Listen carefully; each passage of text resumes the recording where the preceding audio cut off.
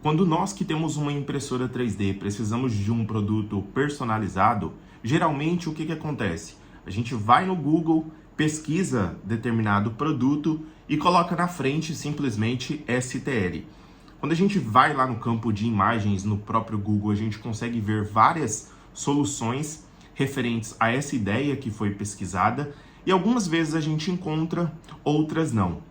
Porém, quando a gente vai baixar esse arquivo em STL, a gente consegue ele todo pronto ali para impressão, caso esse produto tenha sido otimizado para impressão 3D. Alguns conceitos ali, modeladores simplesmente colocam na plataforma para que alguém que possa precisar tenha acesso, porém a maioria dos arquivos que são otimizados para o processo de produção passa por uma etapa antes, e é exatamente isso que a gente está fazendo agora, criando arquivos em STLs ali para disponibilizar para os nossos clientes.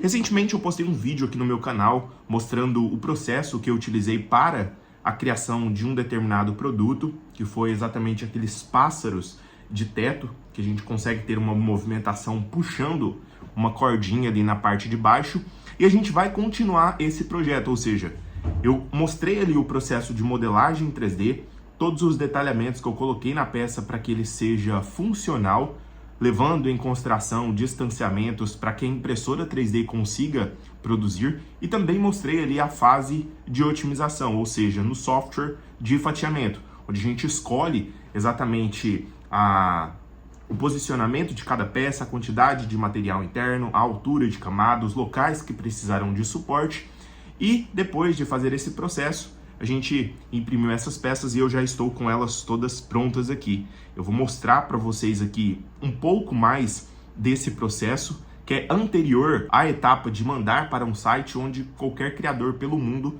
consegue baixar. Então essa é uma fase muito legal.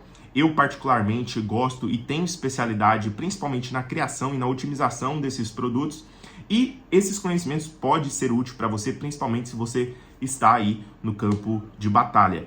Ao longo desse vídeo aqui eu vou tentar passar algumas dicas que podem ser úteis para vocês que estão iniciando, e para você que já é avançado pode ser mais alternativas aí para você otimizar ainda mais seus produtos, ganhando tempo, minimizando os gastos de materiais e consequentemente colocando mais dinheiro no bolso, ok? Então vamos para a tela do computador e depois eu mostro aqui como é que ficou as peças impressas em 3D. Turma, então olha só, o posicionamento das peças ficou da seguinte forma. Eu busquei imprimir essas peças aqui que são as asas desse modelo nessa posição, tá? Por que eu decidi imprimir essas peças nessa posição? Aqui na parte de baixo nós possuímos alguns ângulos, tá? Que são até maiores que 60 graus, que normalmente é o recomendado ali dentro do programa de criação para a impressão 3D sem a necessidade de suporte. E olha só, para já mostrar aqui dentro do CAD, a única peça que faltou desde quando eu mostrei para vocês o produto foi essa parte de cima aqui. Basicamente eu usei um esboço 2D, uma extrusão, junto com esses detalhamentos aqui, que é justamente para dar o formato dessa peça. Então colocando ela de lado, exatamente assim, eu consigo encaixar exatamente essa peça no centro dela, já visualizando ali como é que ela vai ficar na realidade. Nessa parte de baixo eu não tinha mostrado para vocês, mas eu fiz esses furos aqui também justamente para a gente conseguir passar aqui a linha, né? Eu comprei essa linha de pesca aqui, turma, ó, paguei R$14,90, ele tem 0,3 milímetros e aguenta 5,2 kg, 200 gramas, beleza? 11,5 libras. E isso aqui vai ser o suficiente para passar esse fio aqui, essa linha de nylon, né? Essa linha aqui, nesses furos, beleza? E ela vai sair por aqui, ó, para que a gente tenha ali o ponto de pegação para puxar esse modelo para a parte de baixo. Como eu mostrei para vocês, a intenção desse produto é que os dois lados se movimentem, né? Então, se eu vier aqui na ferramenta de movimentação, eu já consigo prever essa movimentação aqui para ver se não vai pegar em nenhum detalhe aqui, ou se eu preciso fazer a retirada de algum material. Nessa parte de baixo que eu precisei retirar um pouco mais, né? Então provavelmente ele não vai pegar. E isso daqui está otimizado, tá? Normalmente quando a gente vai criar um arquivo em STL para impressão 3D, geralmente o produto ele não fica perfeito de primeira. Então a gente tem que fazer várias otimizações. Nesse caso aqui em específico, ó, eu imprimi essas peças, então antes de mostrar as peças impressas aqui para vocês, eu vou mostrar o posicionamento delas em cima da mesa. Então essa asa aqui eu busquei fazer exatamente nesse posicionamento por conta desse detalhamento aqui da estrutura dela, ok?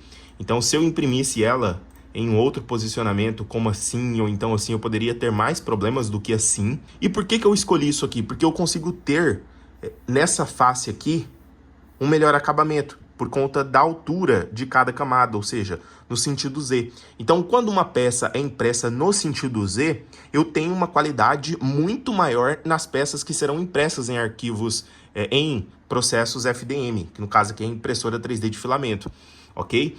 E da mesma forma eu fiz com os outros objetos, os outros corpos aqui de forma separada. Esse daqui foi impresso nessa posição, esse daqui foi impresso assim, ó. Então, se eu vier aqui no programa de fatiamento, eu consigo selecionar essa face em específico e já alterar, tá? E esse bloquinho aqui, ó, justamente para a gente conseguir fazer a montagem entre essa parte de cá, ok?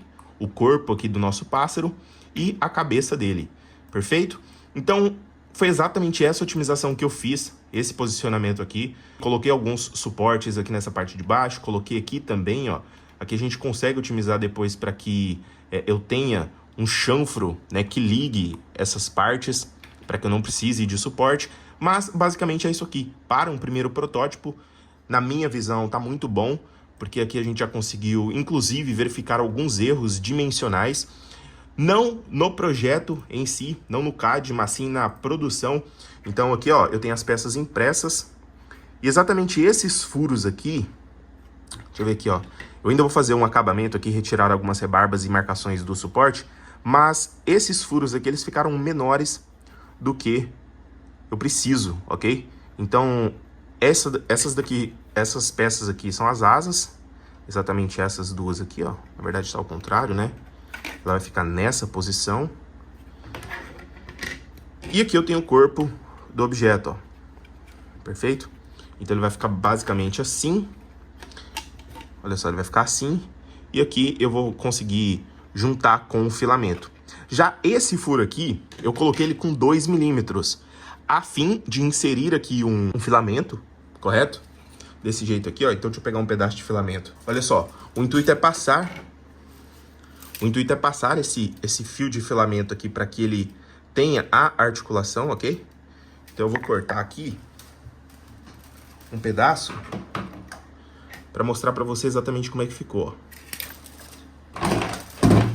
Então aqui eu tenho a peça impressa, e o intuito vai ser passar esse filamento entre aquela peça ali e essa daqui, ó.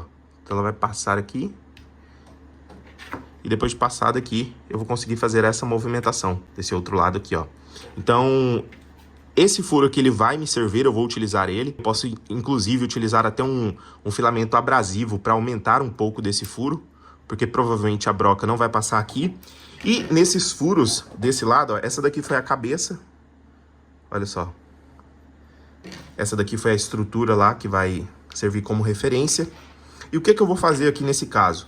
Eu vou utilizar algumas ferramentas para aprimorar esse produto. Depois eu altero no programa CAD. Por quê? Quando o produto ele sai diferente da dimensão que a gente precisa, a gente consegue voltar no programa CAD e colocar dimensões maiores nele.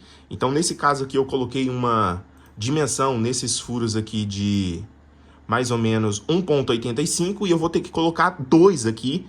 E no outro ali eu vou ter que colocar 2,1, 2,2, mais ou menos, para ficar perfeito, ok? Fora isso, a geometria da peça saiu como esperado, e agora eu vou mostrar um pouco das ferramentas que eu vou utilizar aqui para otimizar esse processo, e depois a gente vai fazer a montagem dele. Turma, olha só, basicamente foram essas ferramentas que eu utilizei para retirar o suporte. Essa daqui é uma ferramenta que é conhecida como rebarbador, onde ele possui aqui na ponta dele essa ferramentinha intercambiável, que a gente consegue retirar e colocar uma depois que ela é muito utilizada. Utilizei aqui o estilete para ajudar na retirada de material, lembrando que é muito importante sempre utilizar óculos nessas ocasiões, tá? Quando está retirando o suporte, para não correr nenhum risco aí. Utilizei aqui o alicate de corte para ajudar também na retirada.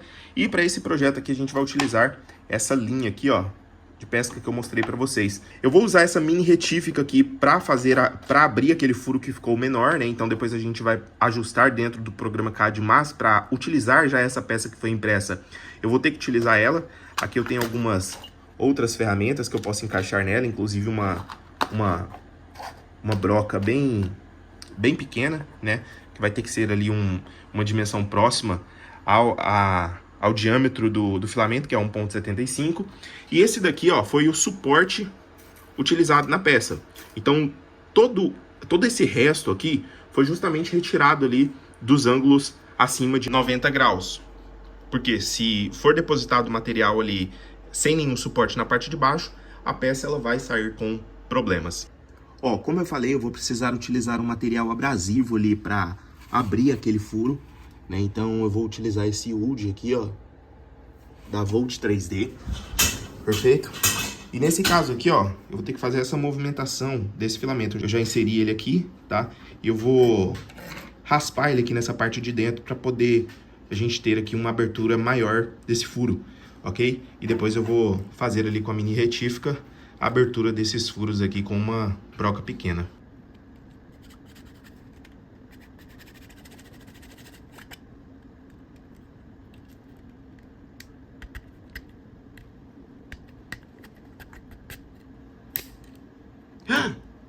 Vixe. Vou ter que tirar desse lado aqui agora.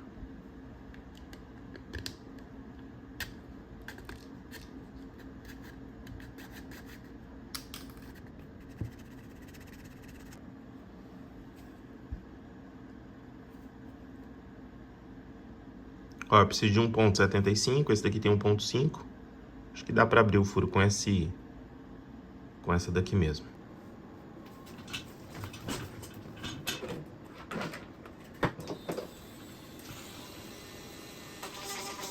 Ó, turma, o primeiro eu já conectei aqui.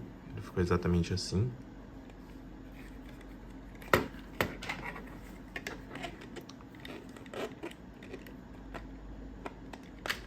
E agora o que resta é conectar esse daqui, ó.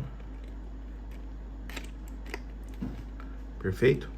Agora o que eu vou fazer? Eu vou cortar eles bem na ponta, esse filamento e esse outro aqui. E depois eu vou aquecer para que ele fique um pouquinho maior, para que ele fique preso. Então, basicamente só falta a gente colar agora essa cabeça aqui, ó, desse jeito. Turma, então olha só, eu acabei de fazer os pinos. Vou focar a câmera aqui para mostrar, ó. E a técnica que eu utilizei foi a seguinte: eu passei o filamento aqui, correto? Aqueci essa espátula e pressionei contra o filamento, dessa forma aqui, ó. Desse jeito aqui, ó. Tá? Então, com a espátula quente, ela proporcionou que a gente fizesse esse ressalto aqui. E daí ele vai ficar totalmente preso aqui, ó. Beleza? Então vai ficar desse jeito. Então, feito isso agora, eu vou continuar aqui o processo de montagem. Turma, olha só. Esse daqui foi o primeiro protótipo, beleza? Que a gente acabou de fazer. Eu tô segurando ele aqui na mão, ó, amarrei uma cordinha aqui nessa parte de baixo. E olha só como é que ficou o resultado. Ele ainda precisa ser ajustado aqui, principalmente nas amarrações, mas como é um primeiro protótipo, aqui já dá pra gente ter uma ideia exatamente como é que ele vai ficar, beleza? O ponto mais crítico aqui foi achar o ponto de gravidade, então precisa de alguns ajustes aqui, ó. Mas basicamente ele vai ficar assim, retinho, né? E a gente pode puxar aqui essa cordinha, ó. E como ele vai ficar grudado na parte do teto, aí ele vai ficar fazendo esse movimento, beleza? Então, ajustando melhor aqui exatamente essa amarração, ele vai ficar por mais tempo, né, abaixando e subindo, mas aqui a gente já consegue ter uma boa ideia de como que ele vai ficar. Aqui, turma, esse daqui é um outro ângulo dele. Eu ainda tô ajustando aqui exatamente as amarrações, beleza? E fazendo com um barbante, eu acredito que ele vai ter uma movimentação mais suave, tá? Então, olha só como é que ficou, ó. A gente simplesmente consegue puxar essa cordinha da parte de baixo dele e ele vai ficar fazendo esse movimento aqui, ó. quanto melhor tiver esses ajustes aqui da amarração, melhor, tá? Então ele tem um certo ponto de gravidade aqui e todas essas linhas tem que estar exatamente iguais. Então nesse caso aqui em específico, como ele fica deslizando aqui nessa parte, ó, isso está dificultando, mas basicamente aqui a gente já consegue ter esse efeito. Olha só que legal, tá?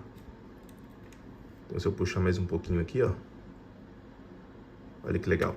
Então eu vou continuar otimizando qualquer novidade que eu vou trazer para vocês, beleza? Se você gostou desse vídeo, deixa o seu like para fortalecer, se inscreva no canal caso você não for inscrito e ative o sininho para que toda vez que eu postar um vídeo novo aqui, você receba. Um abraço e até a próxima. Valeu!